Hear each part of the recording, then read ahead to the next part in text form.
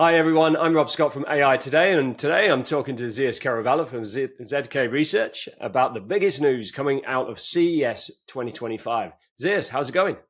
Good, Rob. Happy to be back. And there's no better way to start a year than by spending some time in Vegas at CES, right? Yeah, absolutely. I can imagine it was pretty crazy. Unfortunately, I didn't get there, but tell us what it was like walking the floor of CES this year, maybe versus last year. Yeah, I was a little so disappointed in some ways in that there wasn't a lot of big wows, right? But I do think what the show floor showed me is there's a consistent progression towards AI being embedded into really everything we use and everything we do.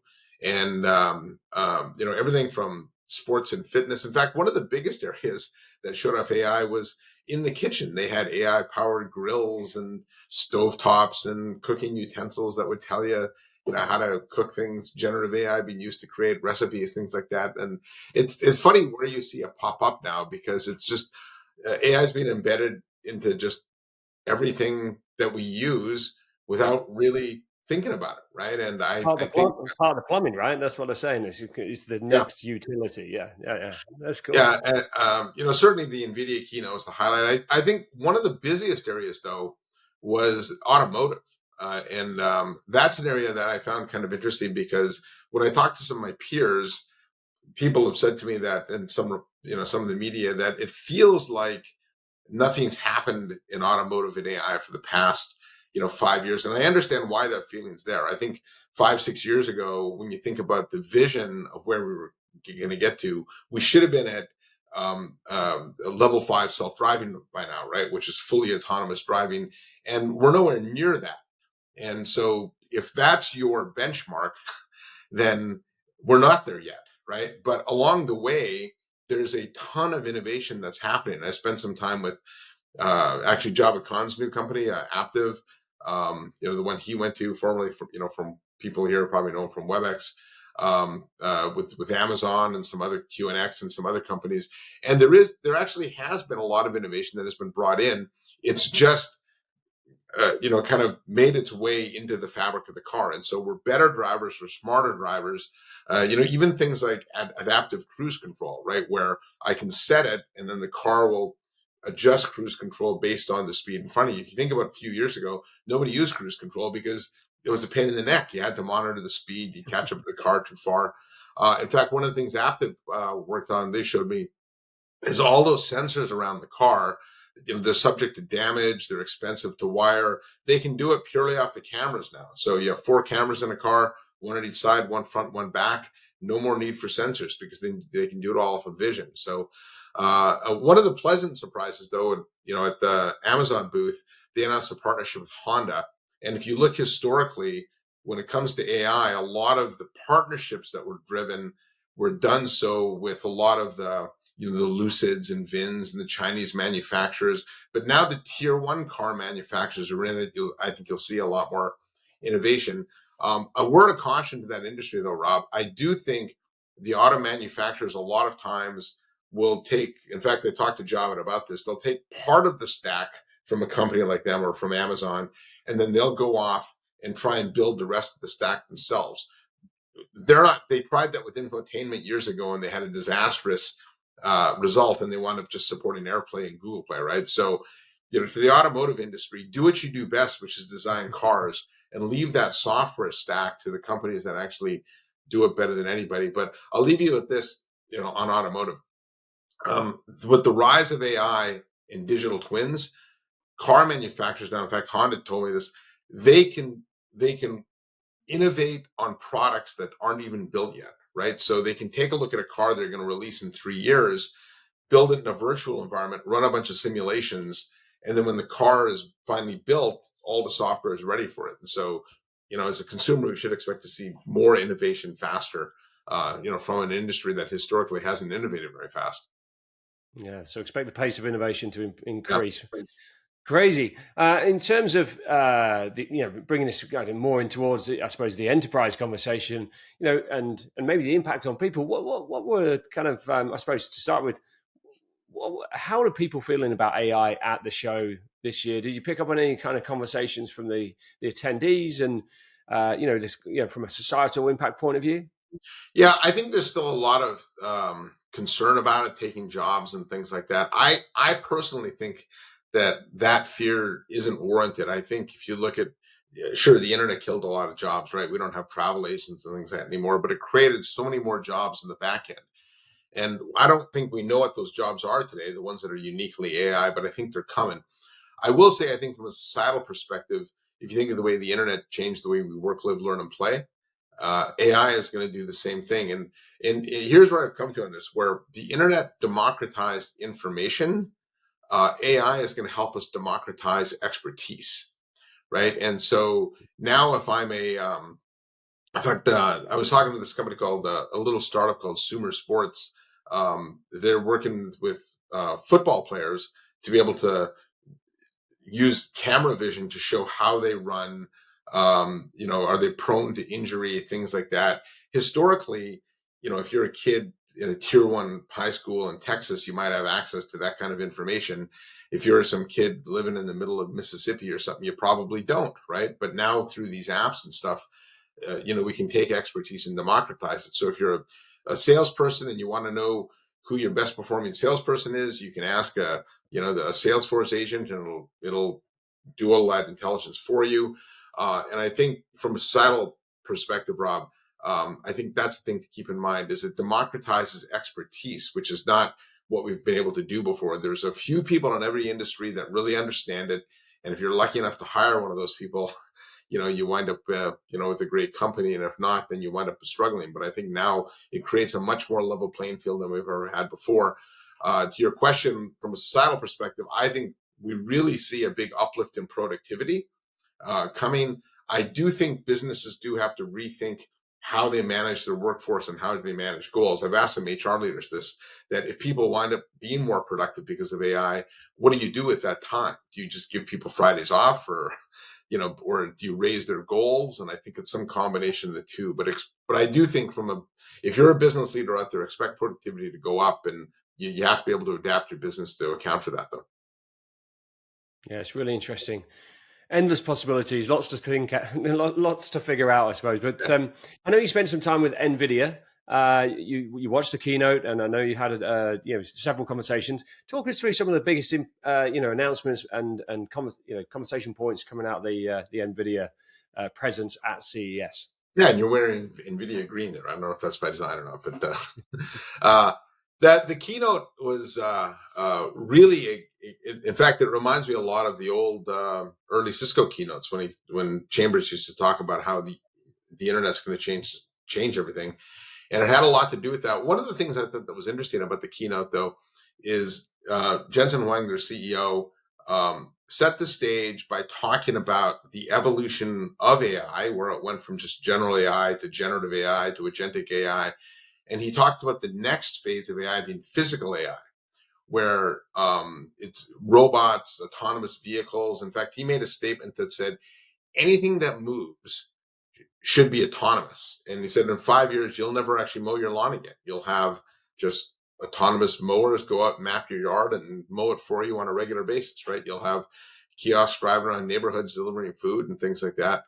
And that's pretty interesting because it takes the concept of AI and it shrinks it down to something that you can run on the edge. And I think where NVIDIA's what they've delivered and they continue to deliver is really the end-to-end ecosystem. Everything, not just the silicon, which is what we think of them as a GPU manufacturer, but all the software that lives on top of the silicon and all the apps that you need to make this go. And so they announced a product which I wrote about in Anthony called Cosmos, right? Which is a virtual, which is he described it as a world model. So if you think of what ChatGPT did for generative AI, right? That's a foundation model used to be able to help us understand language, right? Cosmos is a foundation model help us use to understand the world, which means gravity, the way light reflects off things like that. And so now I can run simulations in their Omniverse product to be able to understand how to tell robots move and walk. And so if you think of and I spent quite a bit of time with them talking about this, where if you think of the historical model of building an autonomous vehicle or a robot or something like that, you would have to build the physical object.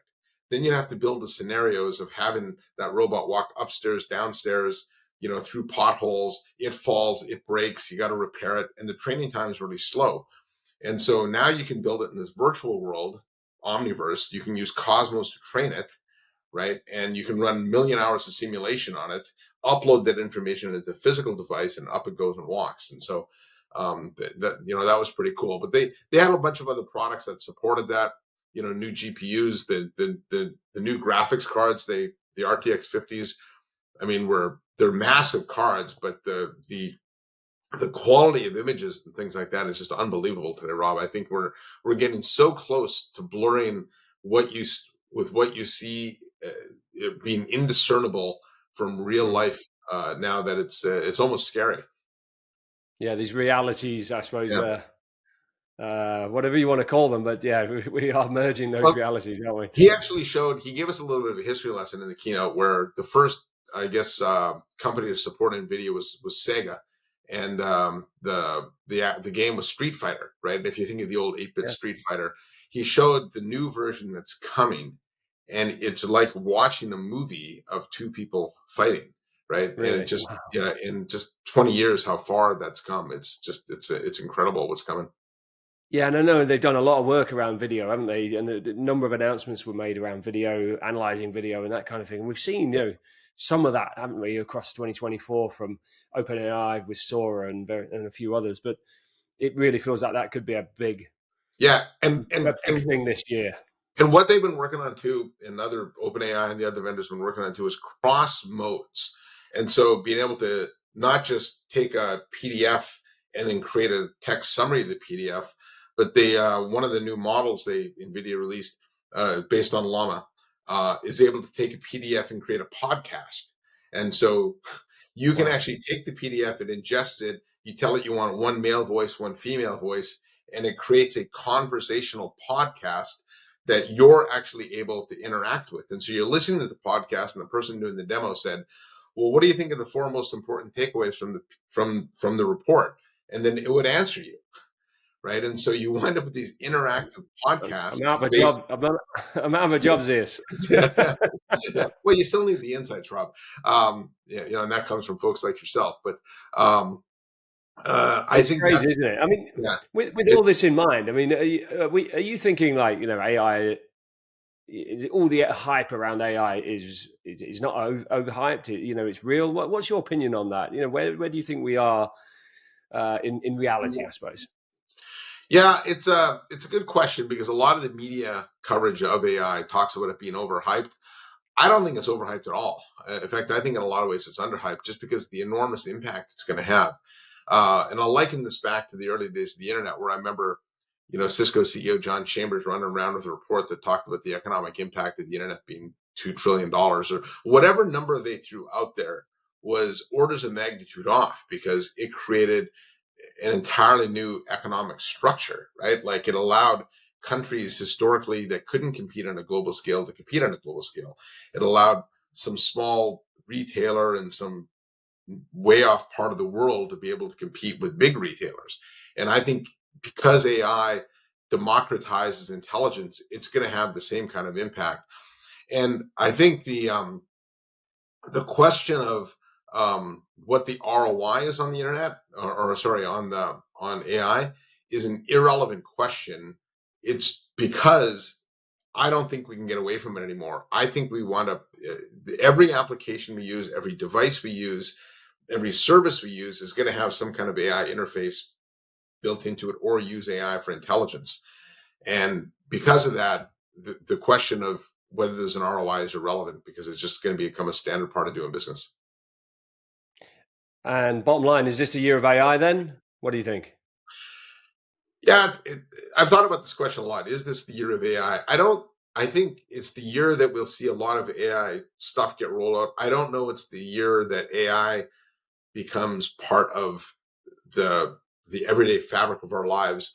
Much like, so if you want to know whether it's arrived or not, right? Like think of the way we use the internet today. We don't think about it, but if you want to travel, you book your ticket online, you check in online, you hop in your rental car, you pull up Google Maps, every step along that process, you pay with mobile, right? Uses the internet.